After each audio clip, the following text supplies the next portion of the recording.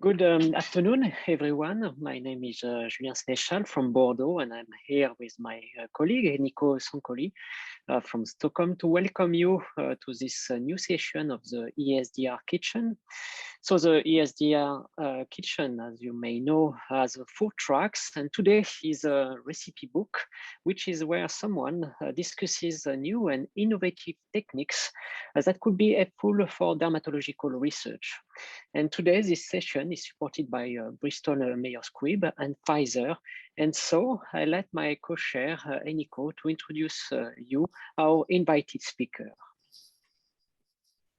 Thank you, Julien, and you are all welcome who are listening to this session of the recipe book. It is my pleasure to introduce to you today's speaker, Professor Joakim Lundeberg.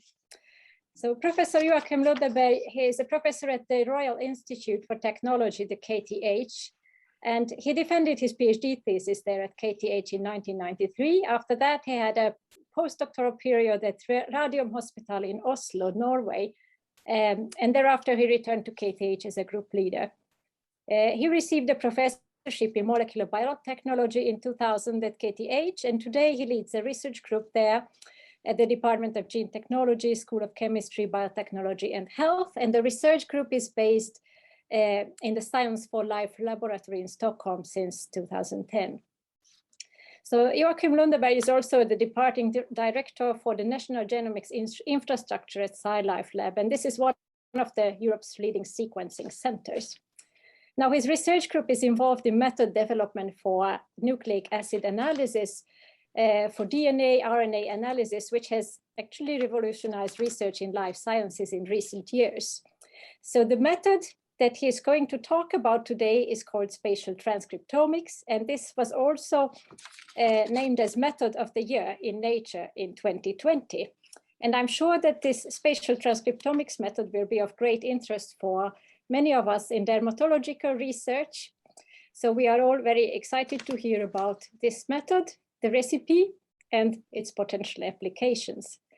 And it is also important to mention the questions. Please ask your questions in the chat or in the Q&A. Please, Joakim Lundeberg, you're welcome to share your screen. Thank you so much for this nice introduction. So I'm based in Stockholm at Science for Life Laboratory, a center that was kind of established in 2010 to kind of focus on large-scale biology and then the tools required for that. So in this presentation, I will actually just say a few words about my laboratory, then I'll dive into the technology, and then I'll try to exemplify that with some of the work that we've done on squamous cell cancer. And then make a summary and some acknowledgements. The squamous cell cancer has done with Andrew G. that was actually presenting at this kitchen webinar earlier, but I will take another turn on that. So my research group, as indicated, stems from an interest of technology development. And some years ago, we tried to find ways to study gene expression within tissue sections. And we kind of developed this spatial transcriptomics that I will tell you soon about. But the basic aim was then to measure thousands of genes at thousands of positions within a tissue section.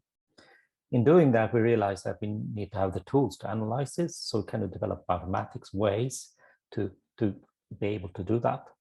And that has actually also led to a fairly large computational biology effort to develop completely new ways, as this is a new modality of gene expression, looking at those in space and in a tissue section.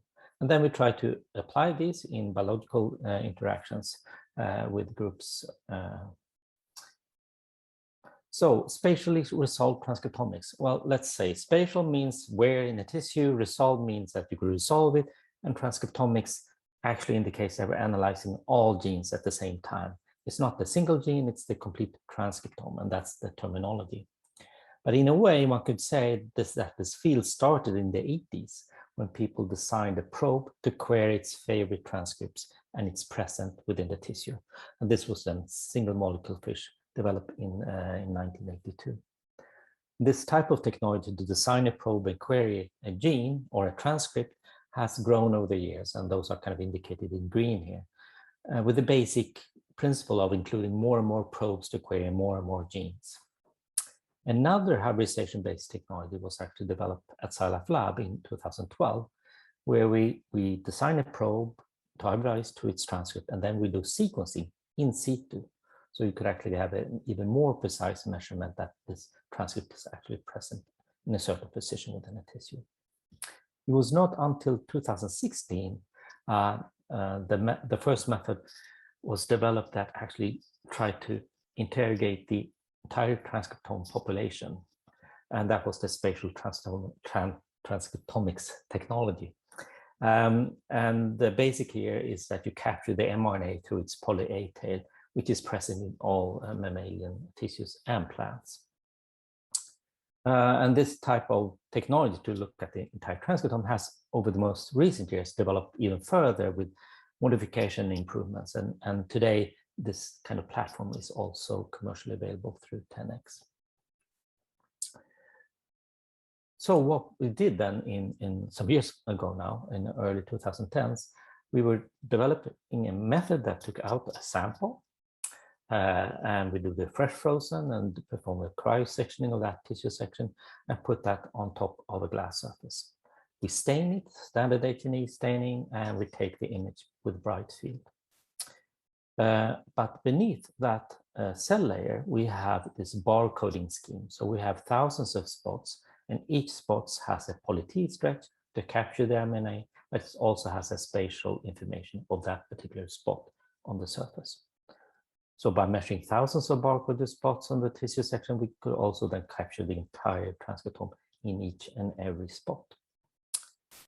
And this information is deconvoluted by DNA sequencing, telling you which gene it is and all its position. And then we could do something that we call data-driven analysis. I have this very short animation. Really what this is about. This is bringing out a sample from a tissue, being a model organism, humans or plants, as I indicated, as long as you have a poly A tail on the mRNA. We do cryo-sectioning of this tissue, and we place that tissue section onto the glass surface. We fix it, we stain it, and we get the morphology by imaging. And you could actually see the structures, but also the cells. Beneath that layer of cells, you have this barcoding system, and each color here then corresponds to a unique DNA sequence for that particular position. A side view on the array is presented here, where the mRNA then diffuses out and binds to this barcoded surface. So this is the poly-A hybridization and the reverse transcription to copy that information. So again, we are capturing the complete transcript, so there's thousands of fragments, which we call then cDNA library, from the entire tissue section. And these are then deconvoluted by DNA sequencing. And that will tell you which gene it is based on these short reads, but also its position, the color code here. And then you sit in front of the computer and could ask, where's my favorite gene expressed? And then you overlay with the H&E image, and you could look on the morphology and the gene expression. And you could actually assemble all of those measurements into a 3D model, which again, you could query a gene, a group of genes where they're present. So indeed, this is a very useful technology. And as introduced, this became the method of the year this year. And on the cover, you actually see this barcoding system. This is the barcodes on the glass surface. This is the H&E stain. In this case, it's small intestine. You have the morphology. On top of here, you have this data-driven patterns. We let the transcription tell what kind of structures do we have. And many times, gene expression will mimic the morphology, but in many, many cases, the gene expressions adds additional granularity to the analysis. We get the histology version 2.0 in a way. So what do I mean by data-driven analysis? Well, these are 4 replicate runs. Sorry about that. 4 different runs. And these are the number of genes in each spot. And imagine then we have thousands of these spots. So 5,000 spots, 5,000 genes, unique genes could be identified. And then you get this type of table, which we call count matrix. So each spot is then a position on the array, and the gene counts for those different genes. And then you try to analyze this data, and this is really, you are basing this on gene expression similarity. All spots with the similar gene expression are kind of grouped together. Since all of these spots has a spatial localization, we could do this trick. We have the H&E image that we took up front, and then you could take these kind of plots and overlay that onto the histology. So then you could just start comparing histology with this data-driven, unbiased view of gene expression. And again, you could actually see that there's a lot of similarity here. But as I will show, we have even more information from the gene expression. So when we started out this technology, the spot sizes was 100 micron, and this kind of dictates that we're capturing the information from a group of cells. And 10x, and as commercialized this, these are now 55. It's less number of cells, but it's still not single cell. A single cell is in the range of 10 micron.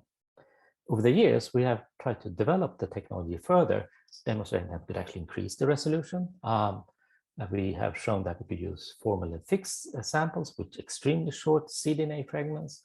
And we also been able to do the other way around. We've been analyzing isoforms, the entire transcript, by not Illumina sequencing, but Oxford nanopore sequencing. And in all of these cases, we have the spatial coordinates preserved and can put these into the spatial context. But I will not go into the details here. As I said, we put a lot of effort into trying to just handle this by developing bioinformatic tools, but we've also then been doing deep learning or AI or probabilistic modeling. Now this will exemplify one of those tools that I think is very illustrative for the squamous cell carcinoma example. And this is a tool that we call stereoscope or cell type annotation. So as I said, we get, in each spot we have a group of cells, but we could actually deconvolve which cell types are present within one spot. And that's very informative. And we do that by combining two different modalities. If we have single cell RNA sequencing data, meaning that we are taking a tissue, dissociated all the cells, and done RNA sequencing of those cells, we actually have a description of the different types of cells within that sample.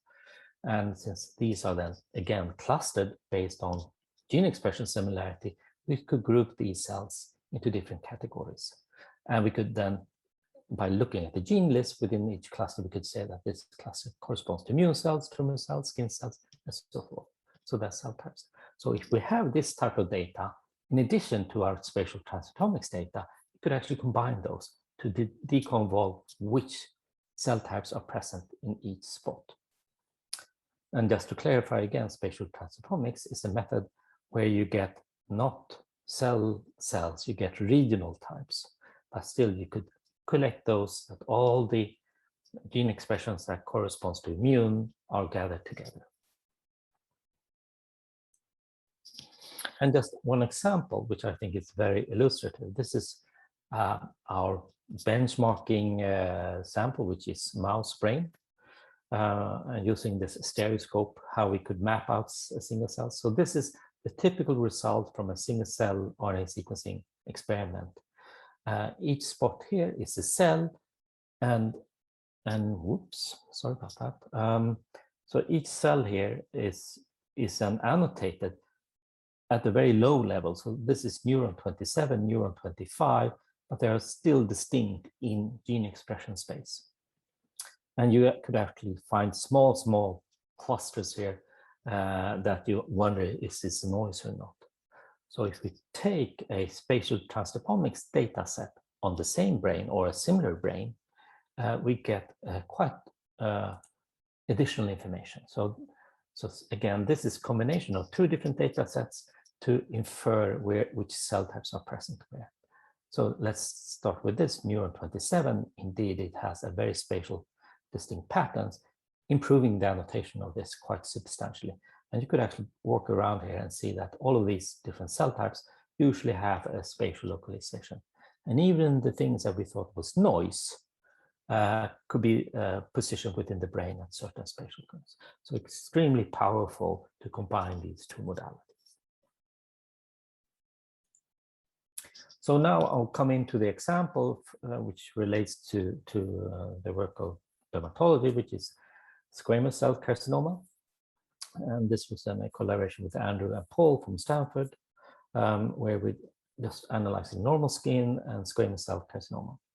And for this audience, I don't need to introduce the subject more than saying it's a very nice morphology of the normal skin, while the morphology of the tumor is definitely disrupted. So what we did in this story was to analyze 10 patients. And what's so nice in this case is that we could actually take both normal and tumor skin not far away from each other to resolve some of the genetic variability that is always present between us as individuals, and took those samples, dissociated these, made single cell RNA sequencing, getting the cell types of skin and tumor skin. Then we took the tumor, fresh frozen. I told you that how we take a sample, fresh frozen, do cryosectioning. We take 2 to 3 sections here and do spatial transcriptomics. And we did a lot, well, Andrew did a lot of other things, but we were involved then in this part of integrating the single cell RNA data and the spatial data. So the first stepping stone was the single cell data to annotate the cell types. And you really get what you expect from this type of analysis, which is you get epithelial cells, you get different immune compartments, and you have melanocytes, and the immune compartment could actually be subcategorized into smaller, distinct immune populations like dendritic cells. And here you have the T cell, again, also that is involved in small, can be annotated to small parts. So first, we then just reanalyzed all the data, focusing on the keratinocytes, identifying 3 canonical activities, which is kind of expected: the basal keratinocytes, the cycling keratinocytes, and the differentiating keratinocytes, using canonical markers for those.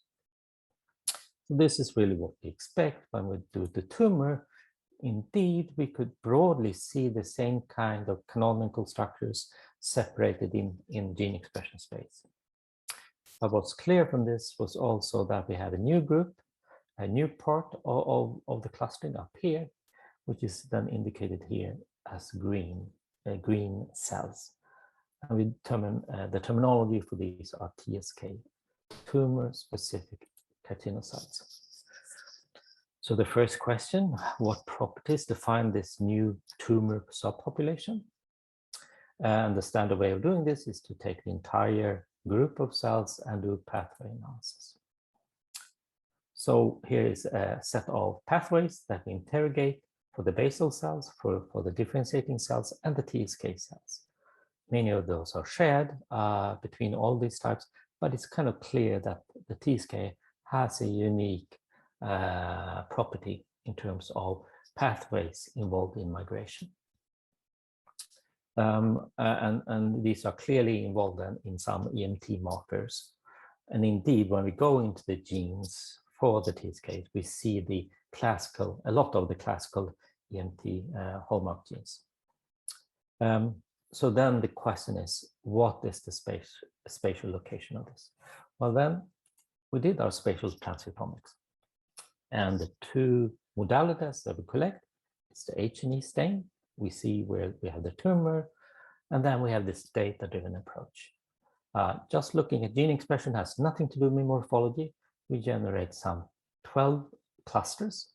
Each cluster has a shared gene expression profile, and we could overlay them on top of the H&E stain. And you could indeed appreciate that there are some spatial structures here. So just to compare them, we took all of the different clusters and compare it to the gene expression of the TSK profile that we just identified.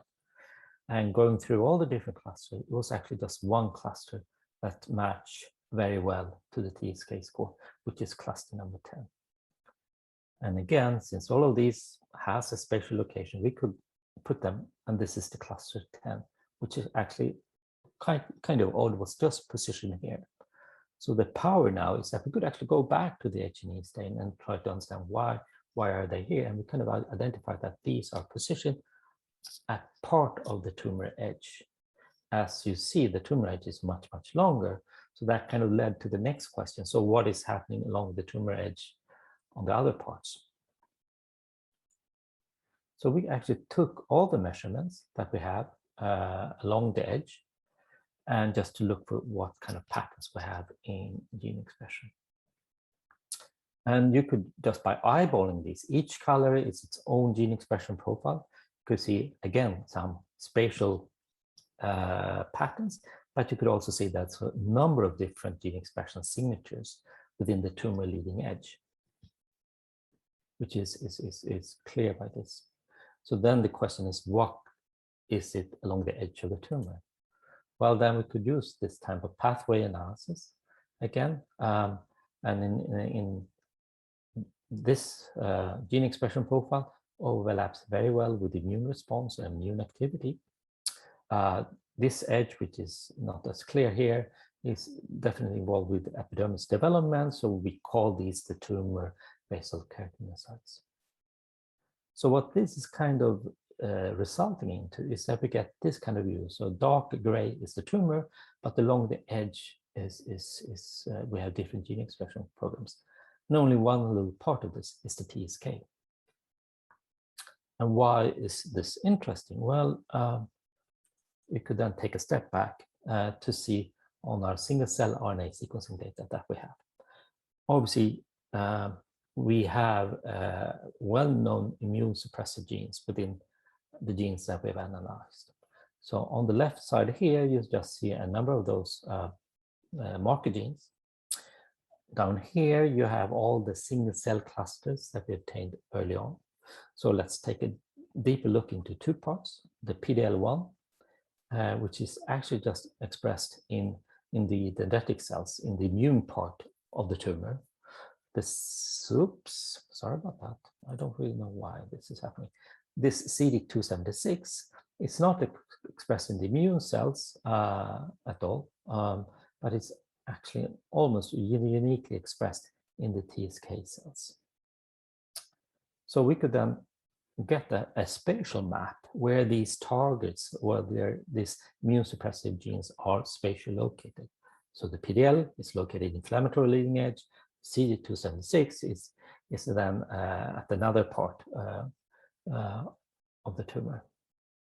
So there are different modes of immune evasion across different tumor subareas. So this is kind of conclusion of this story is that we have tumor, we have a leading edge. By combining single cell RNA sequencing and spatial transcriptomics, we could make this discovery of this TSK, the tumor specific keratinocytes, which we interpret as the invasive subpopulation, but we could also describe different gene expression programs along the tumor. And obviously that has implications how the different immunosuppressive strategies will work on this tumor. So this, I think, is a little bit of Pandora's box of combining different modalities to obtain something that is rich in information. So before ending, I just want to say, I hope I convinced you that geography matters. We could actually use data-driven approaches to molecularly annotate tissue, so we don't need to interpret, we let the data tell us a story about structures within a tissue. We could do 3D modeling, 3D atlases, I haven't shown that, but we could also do take advantage of the flora of bioinformatic tools to query spatial data. And I think there's a great value of combining different measurements, especially for skin, as you have these nice morphologies with epidermis, but you could then combine different modalities to increase the analysis, the power in the analysis. So with that, I will just thank my sponsors for technical development, but also cancer research. And then obviously this group of remarkable students I have, in particular Kim that worked with SSC and Alma developing a lot of the bioinformatic tools. With that, I am done. Thank you. Thank you very much, Joakim, for this great talk. It was very clear and powerful to combine these two analysis, single cell arena with spatial transcriptomic to get to identify some new pathways, new markers, especially in your tumor model. We have a question. What is the sensitivity of detecting the transcripts? Can you detect lowly expressed transcription factors? That's a good question. I think you have the same sensitivity with spatial transcriptomics as with single cell data. In general, the data is sparse, but in a way rich at the same time, because you analyze thousands of genes in a spot in a single cell. So it's rich, but it's not very densely populated. And obviously within that massive amount of data, you could find transcription factors also. So yes, the answer is yes. Yes, thank you. There are some more questions coming. Are there different competing platforms, and which one is currently preferable? Asking me that. Well, I think the platform. Okay, no, I'll try to be subjective. So there's only one commercially available platform right today, which is the 10x Visium platform, and that's the only one that then you could that requires that you purchase this barcoded array. Then there are another set of this imaging-based platforms where you hybridize your probe towards your transcript. And to my knowledge, there's not any of those out there yet. But I think that kind of platform will come, definitely. So I would say that Visium and 10x is the first platform, but you most certainly see more of the other technologies that I shortly mentioned, that they will come up as commercialized platforms as well. Good. Thank you very much. We receive many other questions and many comments about how was brilliant your talk and very clear. So we have actually two questions that are similar. So you mentioned that spatial transcriptomics can be carried out on FFP or fresh frozen tissue. So the question is, what are the advantages and inconvenience of this two type of samples? Yes, I think that's a good question. So we've been struggling quite a bit with FFP samples because that is inherently less number of transcripts available. And then you also have to consider what is the history of that FFP product. So it's a complicated question. So as long as we have a certain quality of the RNA from these FFP blocks, it could carry out analysis. And we usually use a measurement of DV200, which means if 50% of all the transcripts are longer than 200 base pairs, the chance of success is high. If you have less than 50% of DV200, which is length of the RNA really, the success is less. But the thing to overcome the problems here is to do enrichment. So you perform the spatial data, the spatial analysis, but instead of capturing the mRNA, you're just capturing a part of the gene. And that actually circumvents the difficulties of, increases sensitivity dramatically. So today we have two different ways to analyze two different types of samples, which is great, I think, because now we could actually explore the archival samples in a more standardized way. That's actually very good because FFP samples are more available. Yeah. Maybe we have time for one more question. So what are the advantages and disadvantages of your method compared to the probe-based platform? Well, for the probe-based platforms, you need to know what you're looking for because you design your probe to what you expect. With these, to capture the mRNA by its poly-A tail, you don't really need to have a hypothesis, which is so attractive when you don't look under the lamppost because you find new things that you never realized. So I think I'm very fond of these data-driven approaches because it tells unbiased stories and makes the next step much more reliable.